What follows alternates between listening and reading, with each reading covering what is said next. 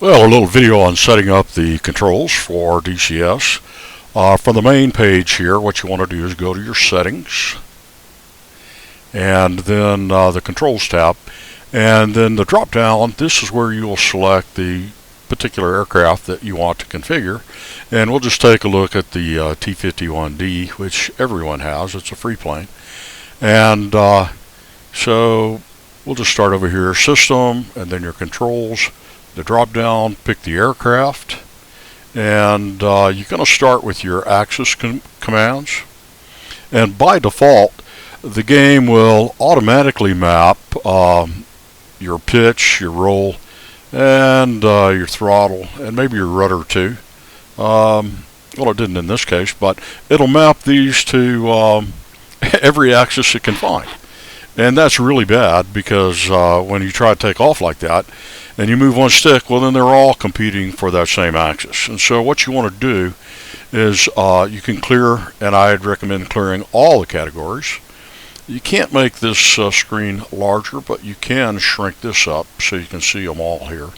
And I actually have a Warthog, a stick, a throttle, and I have an Xbox controller hooked up also, which I'm using for the Apache and the front seat on the Apache. So what you want to do is you can click the top header, and you can clear the whole category for this particular control.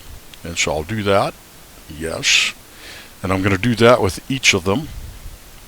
This is only clearing the axis commands. It's not clearing the buttons and everything that you may have already programmed. And so we're going to clear the category. You don't need to worry about your mouse or track IR, which I don't have turned on, or it would appear in here also. And so then once we've got them all cleared, then we're going to go back and we're going to map the pitch. And the way you'll do that is you pick the particular device, and I want the joystick for my pitch. And so then I'm going to double click on that field, and I'm going to move it forward and back. And you have to move it through the full range for it to detect it. And then you want your roll. That's going to be also on my stick. I double click that and move my stick left and right. And if you have a twisty stick or you have pedals, whatever, if it's pedals, then you want to select the, like I did, I have the Pro pedals. I'll double click that, move the pedals. I'm not going to go through all of this, but this is how it all works. And once you get your axis set up,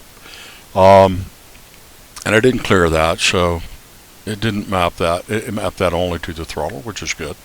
And you want to check all of those and make sure that each axis is mapped only to one device and only one axis on that device. Otherwise, they'll be competing.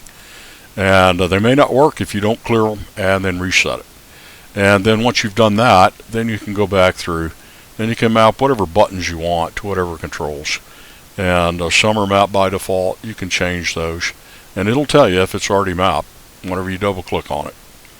And so that's pretty much all there is to mapping your controls. Then you would say OK. And then you can pick that particular aircraft and fly it. Every aircraft has individual controls. So you have to map everything for each aircraft that you're going to fly.